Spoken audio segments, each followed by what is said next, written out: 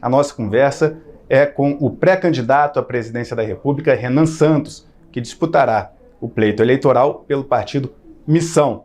Renan, seja bem-vindo aqui ao Metrópolis, mesmo que virtualmente. E eu começo lhe fazendo a seguinte pergunta.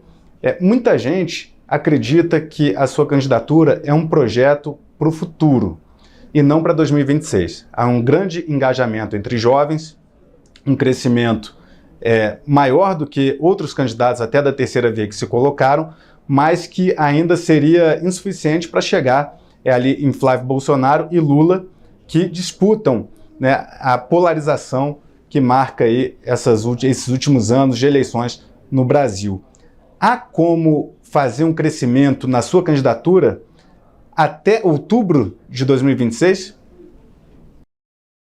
Olha, é uma candidatura para o futuro no sentido de que se você constrói o futuro no presente, uma hora ele chega, né? Então, com certeza, reeleger o Lula ou colocar o Flávio Bolsonaro é você permanecer nesse presente horroroso.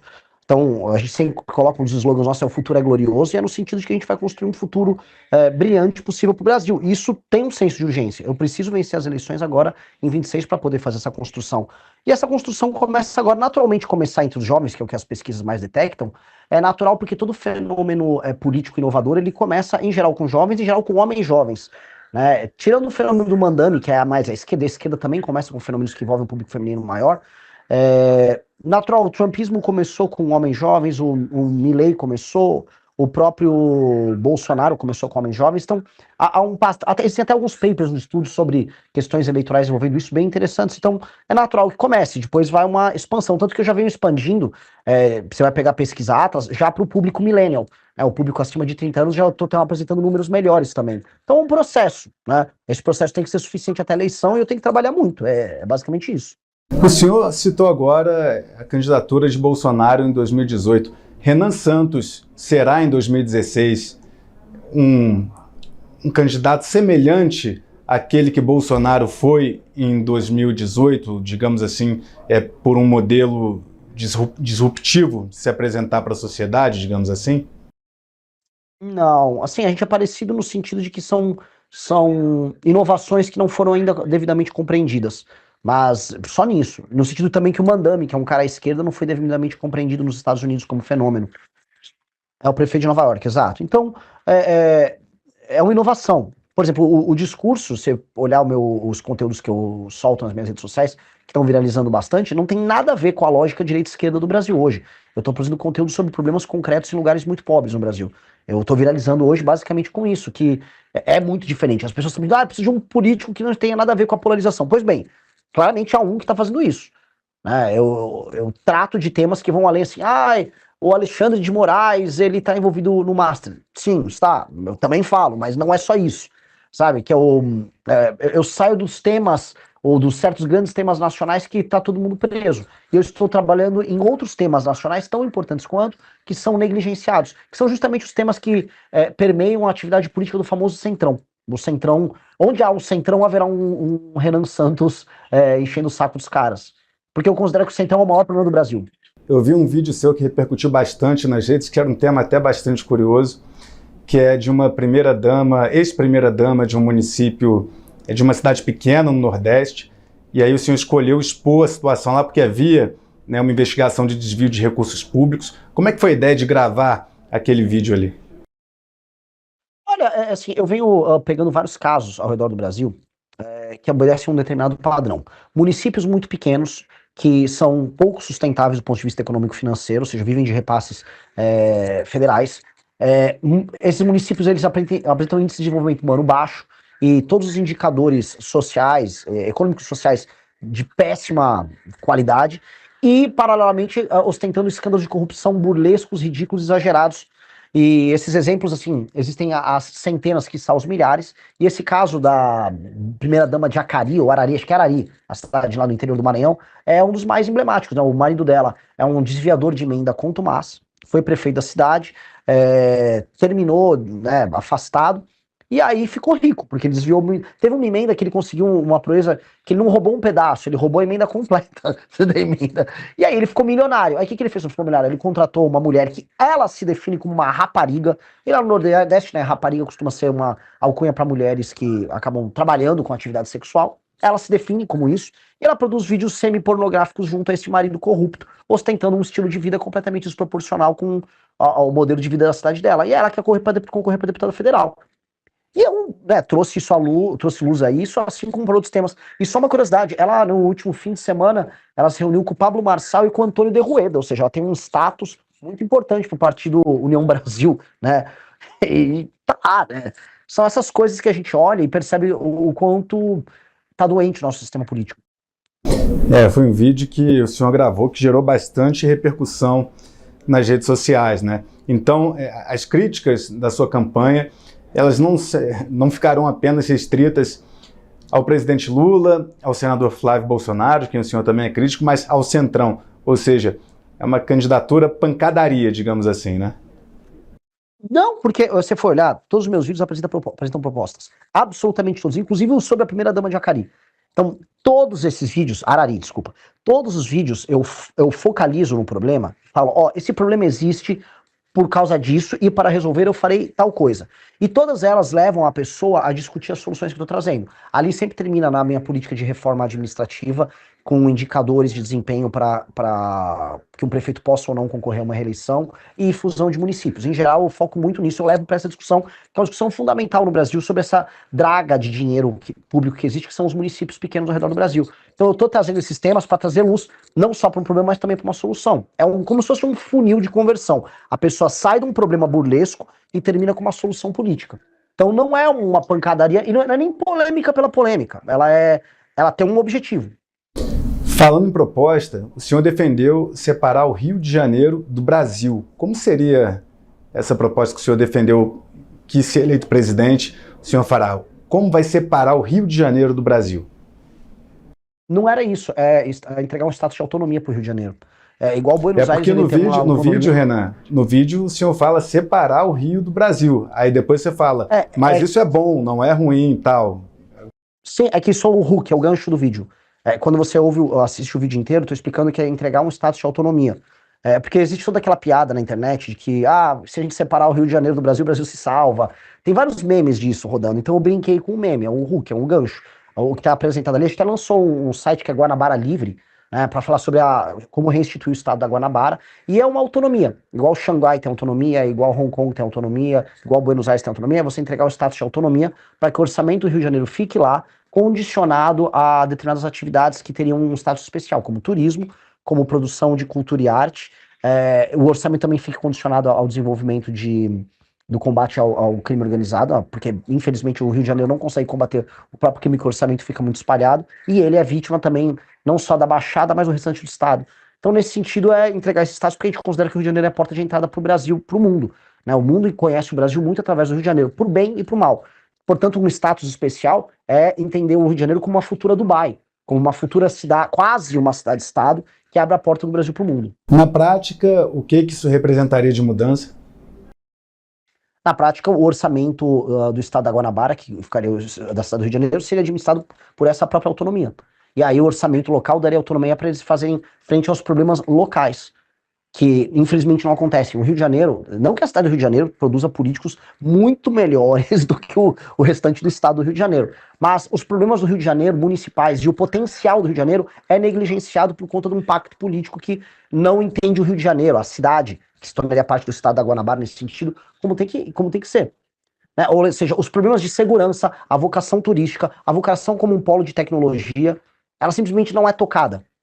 E aí o entendimento do ativo Rio de Janeiro, que o Rio de Janeiro é um ativo para o Brasil, esse ativo não é bem administrado. E aí outras cidades ao redor do mundo entenderam, ou melhor, foram entendidas pela administração federal como ativos especiais, como por exemplo Buenos Aires com a Argentina. Buenos Aires é meio que para a Argentina o que o Rio de Janeiro é para o Brasil. O Rio de Janeiro não é uma capital formal, mas é uma espécie de uma capital simbólica do Brasil. Então entregar esse estado de autonomia permite que essa auto-administração conduza o Rio de Janeiro para um caminho diferente. Se Renan Santos vier a ser presidente da República, vai estimular operações policiais em comunidades dominadas pelo tráfico de drogas? Qual seria essa política para resolver a questão das facções criminosas no Brasil? Operações a esmo, não. A gente tem uma sequência de operações a esmo que foram feitas nos últimos anos que elas se encerram na operação em si. A gente tem que ter um marco regulatório de enfrentamento ao crime organizado que não seja picado. gente está vendo agora o Congresso, né? Saíram várias pesquisas. Olha, a principal preocupação do brasileiro é o crime. Então aí saíram passando vários projetos de lei necessários, bons, mas que não fazem parte de um todo coerente. O todo coerente significa fazer uma separação do ponto de vista jurídico dos membros das facções criminosas de um criminoso comum. Significa você ter um aumento de penas, você ter um novo projeto de construção de presídios, um novo modelo de administração prisional, que no Brasil é um caos total e completo. Significa entender como nós vamos reocupar as áreas que são tomadas hoje pelo crime organizado. Significa entender qual o papel da Polícia Federal e do governo federal na articulação das forças policiais regionais. Significa, portanto, ter um plano holístico para a gente enfrentar o crime organizado, não através de operações pontuais que têm um caráter marqueteiro, mas sim de uma solução definitiva, para o crime organizado, e dois, para reduzir, na prática, o número de homicídios, assaltos e roubo no Brasil, que é o que aflige o brasileiro. Então, você tem marcos regulatórios que aumentam a pena e que diminuem benefícios ligados à lei de execuções penais, como a progressão de pena e as saidinhas, que vão diminuir os crimes comuns. De outro lado, a destruição das operações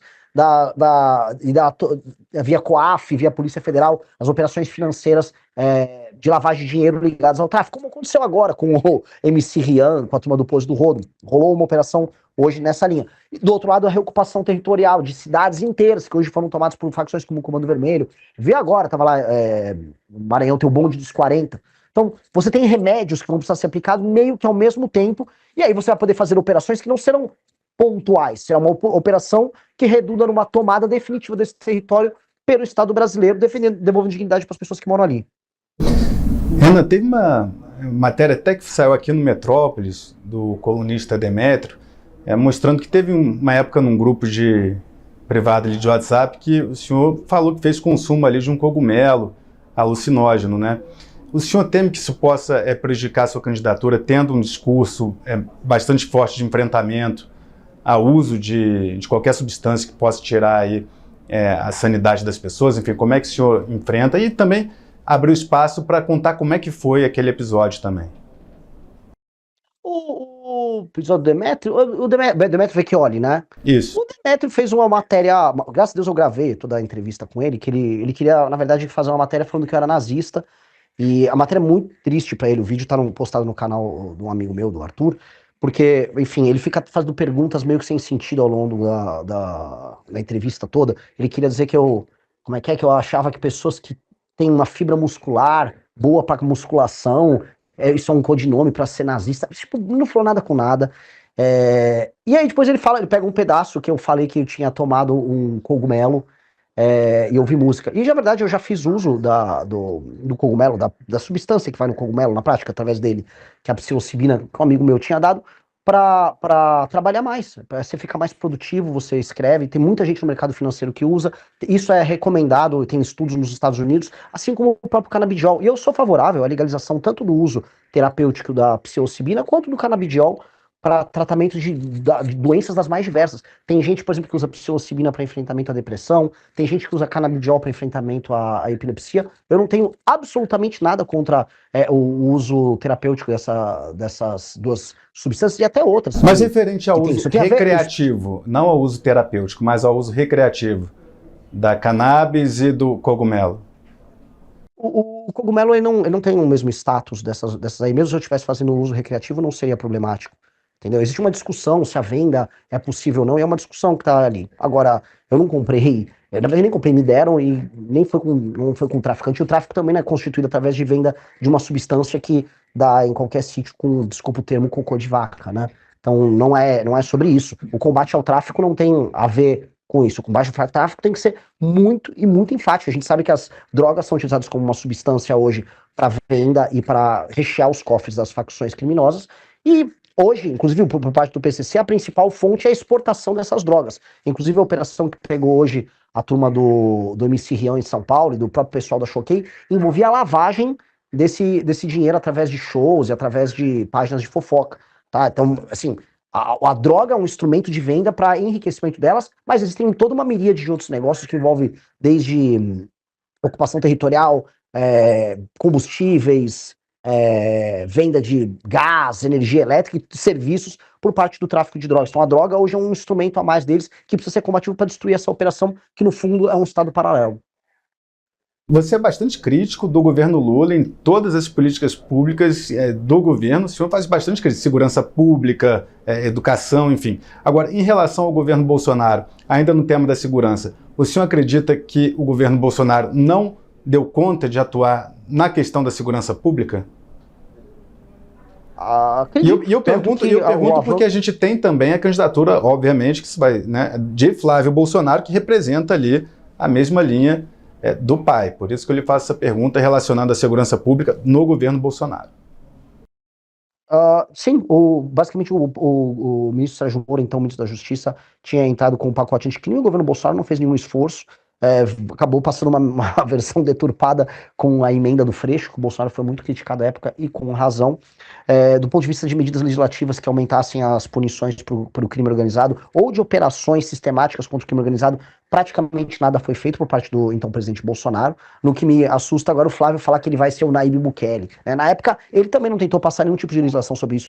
Na prática, inclusive, quando houve a discussão sobre passar no Senado a prisão em segunda instância, que foi o motivo da derrocada da própria Operação Lava Jato, e que também acaba interferindo na prisão de bandidos violentos, o Flávio também não fez porcaria nenhuma. Então, nunca houve vontade política, vamos dizer, enfática deles. Muito pelo contrário, se a gente pega a atuação do Flávio Bolsonaro na Assembleia Legislativa do Rio de Janeiro, o que ele fazia era ser próximo de uma das vertentes do crime organizado, que eram as milícias, né? Ele premiava o Adriano Nóbrega, era amigo, era próximo dele, tinha gente da família do Adriano Nóbrega no gabinete dele, aparentemente trabalhando com dinheiro em cash oriundo de salários, então não acho que haja essa vontade da parte deles. Nunca houve, isso é só marketing.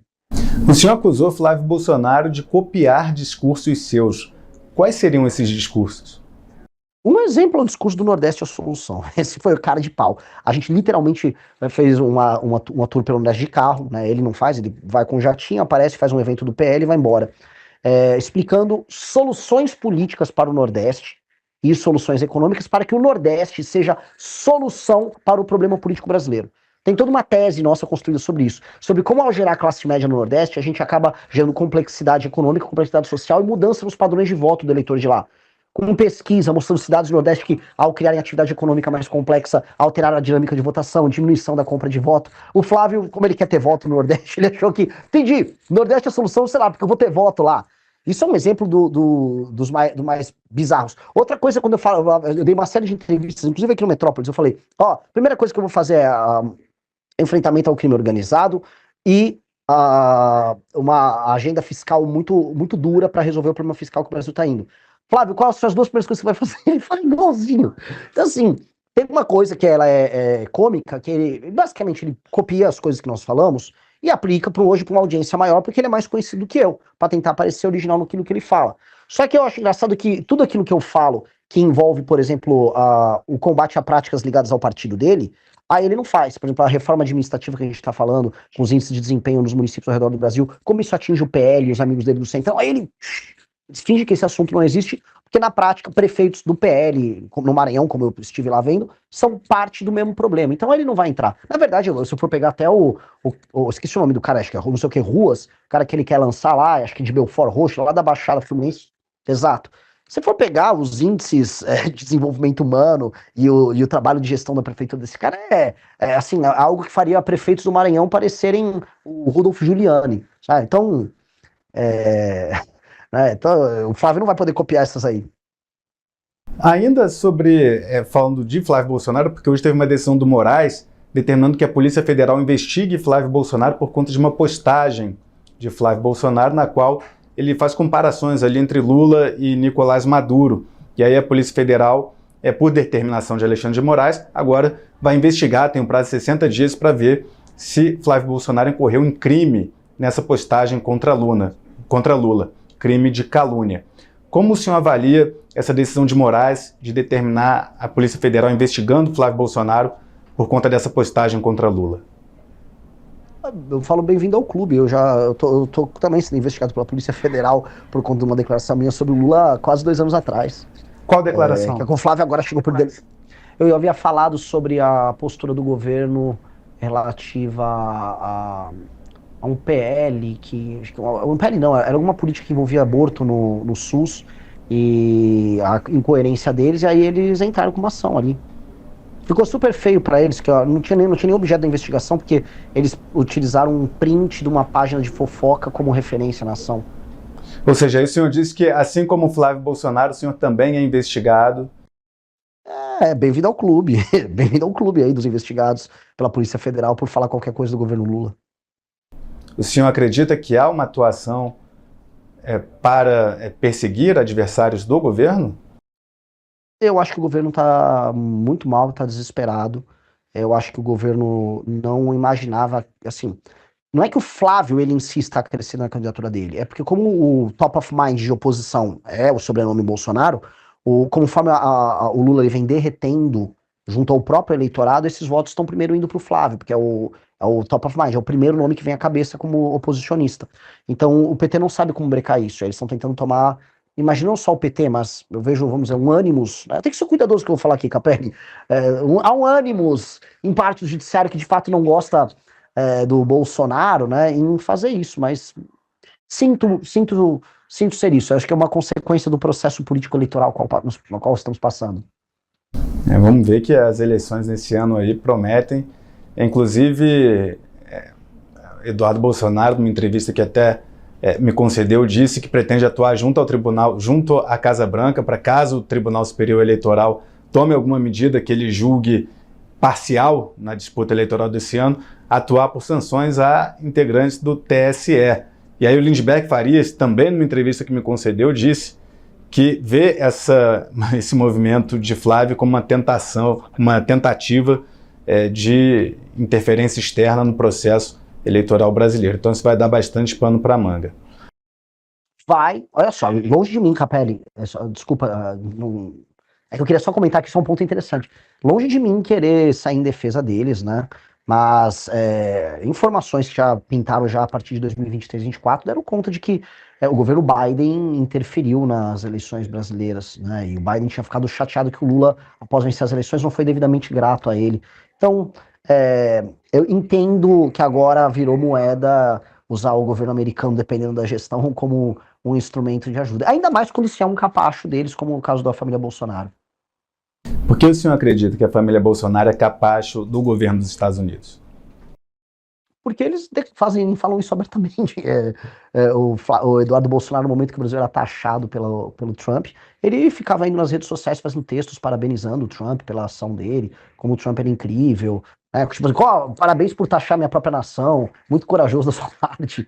Eu acho isso humilhante. O próprio Flávio Bolsonaro, que foi discursar no CPEC, né, falando como as terras raras brasileiras poderiam ser úteis para os Estados Unidos. Eu não consigo ver, vamos dizer, nenhum grau de patriotismo numa atitude dessas. E também o Paulo Figueiredo, que é meio que um porta-voz deles, estava comemorando o fato da bandeira americana ter sido aberta, desfraldada ali na Avenida Paulista no dia 7 de setembro do ano passado, como comemoração, talvez, às sanções americanas ao próprio país deles. Então, eu acho que isso é um capachismo. Não consigo ver outro grau de capachismo maior do que esse. Essa questão da bandeira gerou bastante polêmica, né, porque, por exemplo, pessoas da direita que apoiaram, né, esse movimento dos Estados Unidos viram na extensão da bandeira ali um gesto de gratidão. E outras figuras também da direita, como por exemplo o pastor Silas Malafaia, avaliaram que foi um equívoco grande ali ter botado uma bandeira de outro país naquele ato na Avenida Paulista. Agora, falando de economia, queria saber qual vai ser a linha econômica que o senhor vai defender durante a campanha para o Brasil. É um projeto liberal? Como é que seria a campanha? Como vai ser a campanha de Renan Santos no quesito economia? Tanto internamente quanto de política externa. Em termos internos, a gente tem que entender o que nós temos no Brasil. Nós temos um país que está indo para uma rota de colapso do ponto de vista fiscal, ou seja, as contas públicas elas vão estourar. A gente já está no limite, batendo recorde de arrecadação, ao mesmo tempo que a taxa de juros está no nível mais alto possível. Ou seja, nós estamos, enquanto país, numa rota de quebradeira e não sabe como resolver. Tanto que a função do governo federal hoje é apenas aumentar a alíquota de imposto para aumentar a arrecadação para tentar ficar sobrevivendo e empurrando essa bucha para frente. Ou seja, vai precisar de uma reforma fiscal gigantesca, tá? Com um impacto fiscal grande, que gere no mínimo 3 trilhões de reais em economias nos próximos 10 anos. Tá? Tem uma PEC que foi protocolada pelo Kim Kataguiri e outros deputados federais que está em processo de coleta de assinatura, que eu defendo essa PEC, tá? Então, até para não parecer um cara Para não parecer não ser um cara genérico que vem aqui falar com vocês, a PEC está protocolada, é só pegar o número da PEC que está lá no Congresso Nacional. Lá tem todas as medidas, que eu também posso discorrer aqui, se for o caso, mas todas as medidas que são adotadas para a gente fazer um enfrentamento à crise fiscal. Então, com essa PEC é prevista lá, de acordo com os consultores da Câmara, 3,3 trilhões em economia em 10 anos, isso sem contar com a economia redundante da baixa natural que vai haver na taxa de juros. O CDPP, que é um importante instituto que trabalha com políticas públicas, estima que uma medida similar, se adotar essas políticas, você pode baixar a taxa de juros já no médio prazo para a taxa de 5 pontos percentuais, o que teria um impacto econômico e nas contas públicas colossal, um impacto inclusive na geração de riqueza. A gente acredita, e os melhores estudos de políticas públicas nos levam a isso, que o ajuste fiscal feito na parte da despesa é o mais duradouro e que funciona melhor. Então a gente vai ter que fazer um ajuste fiscal direcionado à parte de despesa. E aí, com base nisso, a gente vai abrir espaço fiscal para investimentos, e com novos marcos regulatórios, e assim, graças a Deus, passou a lei ligada lá ao licenciamento ambiental, a gente vai poder fazer uma série de obras, agora acelerar o processo de construção de estradas, ferrovias, de usinas, para a gente aumentar a produção energética, facilitar a entrega de produtos, reduzir o custo do Brasil, e entrar paralelamente com a nossa agenda de competitividade que envolve facilitar a abertura e fechamento de empresas, facilitar a contratação e demissão de pessoas, ou seja, ter uma lei trabalhista muito mais flexível. E aí, juntando todos esses elementos... Facilitar a demissão de pessoas não é algo que depõe contra a classe trabalhadora, enfim, não é algo prejudicial no âmbito geral para a população, facilitar demissões? Não, na verdade...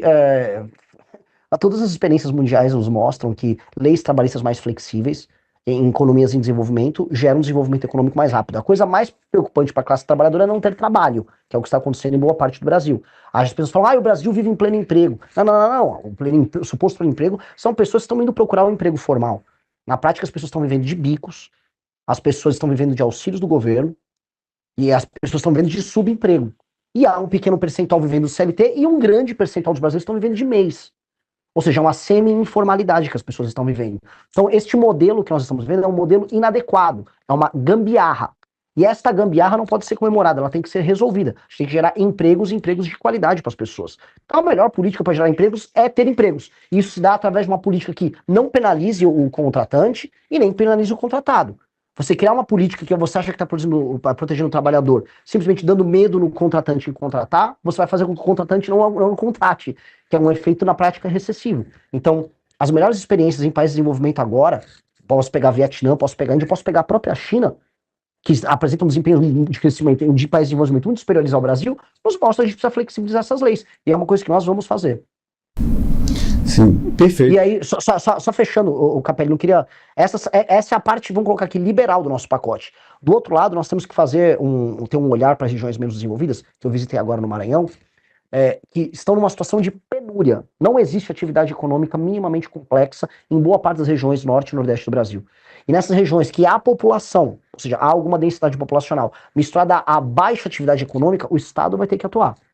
A gente vai ter que usar a riqueza produzida no Matopiba, gerando mais complexidade para gerar mais emprego. A gente vai ter que atuar gerando pressão na administração pública para facilitar a atividade comercial. A gente vai ter que olhar a própria reforma tributária que teve para fazer com que, então, a medida ela não penalize hoje setores inteiros, e há uma grande dúvida sobre isso. A gente vai ter que olhar para estados como Maranhão, que apresentam, mesmo sendo um dos estados mais pobres, o maior ICMS do Brasil. Ou seja, quando a gente olha para a natureza do problema, a gente fala, cara, tá tudo muito doente, para tirar uma massa de pessoas que hoje estão no assistencialismo, para devolver capacidade fiscal para os municípios e para esses estados, para eles não depender tanto do governo federal. E acho que isso tem um impacto macro bem grande. Então, o Estado tem que ter planos de desenvolvimento de forma ativa nas regiões mais pobres para gerar classe média lá, desesperadamente.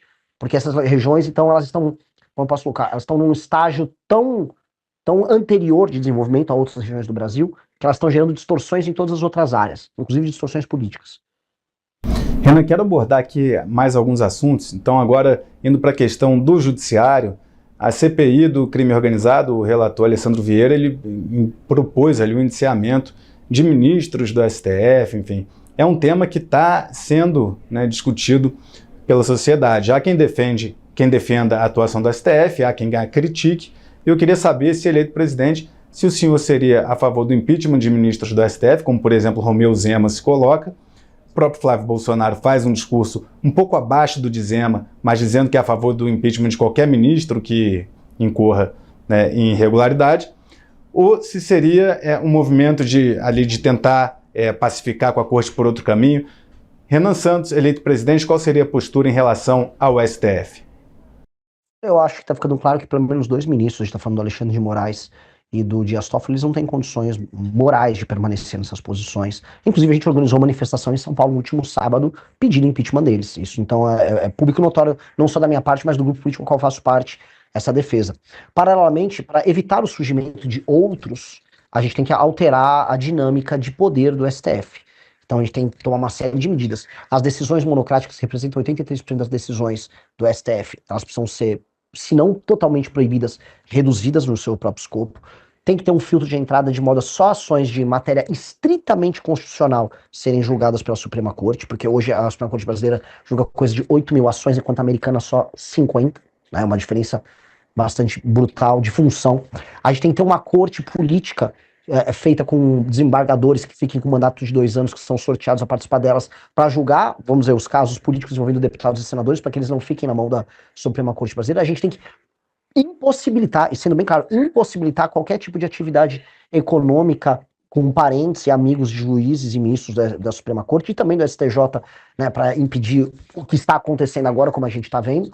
E aí, com base nisso, e também ter um prazo máximo para pedidos de vista que acontecem da Suprema Corte, que com base nisso, aí o escopo da atuação do STF, que dá esses superpoderes para ele, diminui muito. E aí o STF volta para a caixa dele. São medidas que vão além do impeachment.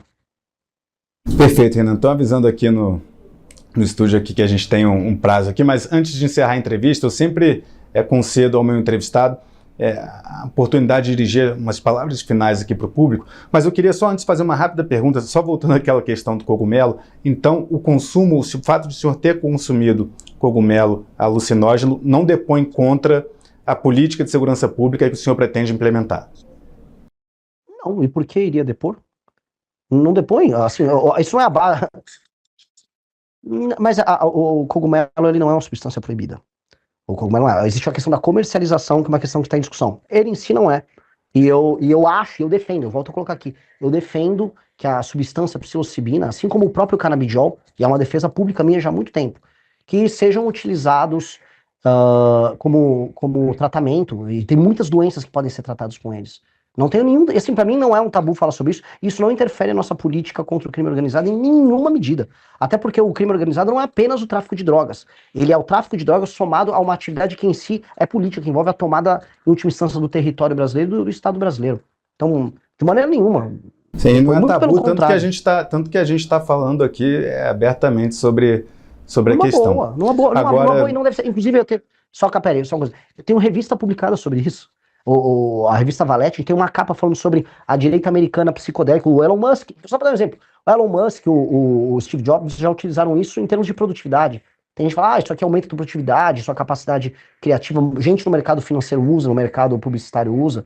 É igual pessoas que usam remédios tarja preta para aumentar sua produtividade em vários lugares. Então, é uma discussão, isso aqui tem que ser legal. Eu acho que sim, essas substâncias elas têm um uso que pode ser terapêutico, muito útil, tem muitos papers e muitos estudos que levam essa discussão. Eu não tenho problema nenhum. A questão toda minha é com o tráfico de drogas e com o que nós devemos fazer sobre o tráfico de drogas. E vou te falar ainda uma coisa, Capelli, para melhorar ainda a tua matéria, tá? Depois de destruir o tráfico de drogas, eu sou a favor de que os estados possam fazer, para você ter uma liberdade em estabelecer algumas políticas penais. E se algum tipo de estado brasileiro, por exemplo, Santa Catarina, se depois a gente destruir completamente as facções, daqui 10, 15 anos, puder ter uma discussão sobre a legalização de alguma substância, a maconha, um exemplo, eu acho que é uma discussão super válida. Não tenho tabu em discutir isso. A minha abordagem sobre o crime organizado é uma abordagem holística sobre o crime organizado. Inclusive, o senhor chega a defender pena de morte em alguns casos? Eu defendi pena de morte para casos de estupro. Em casos de estupro? Casos de estupro incontroversos. Existem casos que são incontroversos, que a pena de morte pode ser discutida e pode ser aplicada assim. Casos incontroversos que as provas materiais elas são absolutamente incontroversas. E como que seria? Porque seria cadeira elétrica? Brasil, seria injeção? Qual que seria o tipo de execução que o senhor propõe? Vai caber o legislador discutir qual o método.